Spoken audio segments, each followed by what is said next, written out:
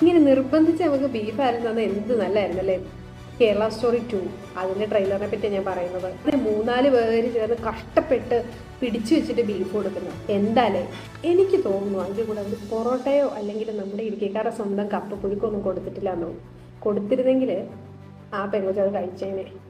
Kerala story 2 പോലും നമ്മുടെ കേരളത്തിന്റെ പേരും കൊണ്ടിട്ട് ഇവന്മാരെന്താ ഉദ്ദേശിക്കുന്നത്?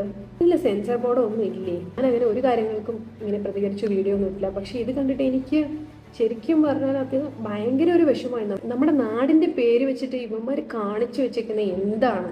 രാഹുൽ ഈശ്വർ ഇപ്പൊ ഒരു വീഡിയോ ഇട്ടിട്ടുണ്ട്. അതിൽ പറഞ്ഞ പോലെ ഗാന്ധിജിയെ കൊന്നവന്മാർക്ക് എന്ത് കേരള? നമ്മുടെ നാട്ടിൽ മതസ്പർദ്ധ വളർത്താനും അതുപോലെ സാമ്പത്തിക ലാഭം.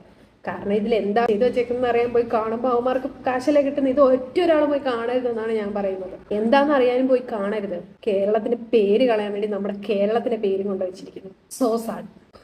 എന്തായാലും ഇപ്പൊ നോമ്പാണ്. നോമ്പ് തുറന്നിട്ടേ നല്ലൊരു പത്തിരി ബീഫ് തന്നെ ഇന്ന് കഴിക്കാം. ഈ ബീഫൊന്നും ആരും നിർബന്ധിച്ച് കഴിപ്പിക്കുന്നില്ലല്ലോ. ഇഷ്ടമുള്ളവർ കഴിക്കുക, പറ്റാത്തവർ കഴിക്കാതിരിക്കുക. അത്രേ ഉള്ളൂ.